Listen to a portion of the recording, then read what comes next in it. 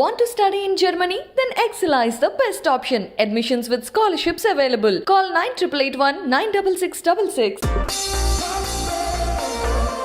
అఖిల్ కోసం ఇంతమంది డైరెక్టర్లా అంటే అవుననే అంటున్నారు అందరూ. అసలు మన ఇండస్ట్రీలో స్టార్ హీరోల వారసులు మళ్ళీ హీరోలుగా రావటం అనేది చాలా కామన్గా జరిగేదే. అయితే ఇందులో చాలా తక్కువ మంది మాత్రమే సూపర్ సక్సెస్ఫుల్ అవుతూ ఉంటారు.